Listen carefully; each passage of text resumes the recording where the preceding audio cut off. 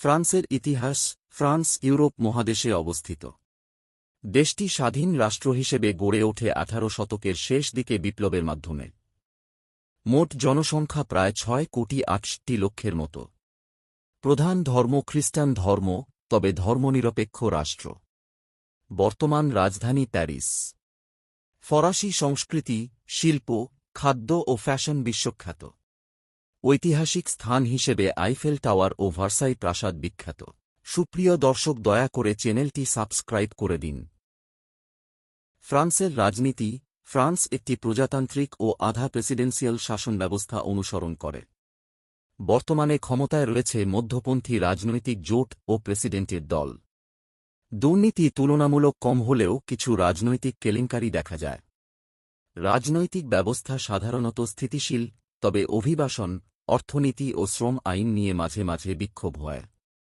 গণতন্ত্র শক্তিশালী এবং নির্বাচন স্বচ্ছভাবে পরিচালিত হয়। সুপ্রিয় দর্শক, দয়া করে চ্যানেলটি সাবস্ক্রাইব করে দিন। ফ্রান্সের সামরিক শক্তি।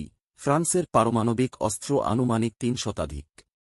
যুদ্ধ বিমান প্রায় 5 শতাধিক, যার মধ্যে রাফাল প্রধান। আকাশ প্রতিরক্ষায় ক্ষেপণাস্ত্র ও ড্রোন ব্যবহৃত হয়। স্থল বাহিনীর কাছে ট্যাঙ্ক, আর্টিলারি ও সাঁজোয়াযান বিপুল পরিমাণে রয়েছে। সাবমেরিন প্রায় 10টি এবং যুদ্ধ জাহাজ প্রায় 100-র কাছাকাছি। সেনা, নৌ ও বিমান বাহিনী আধুনিক প্রযুক্তিতে শক্তিশালী। সুপ্রিয় দর্শক, দয়া করে চ্যানেলটি সাবস্ক্রাইব করে দিন। ফ্রান্সের অর্থনীতি। ফ্রান্সের প্রধান আয়ের উৎস শিল্প উৎপাদন ও পর্যটন। মাথাপিছু আয় প্রায় $40,000 কাছাকাছি। শিক্ষার হার প্রায় 99% মতো।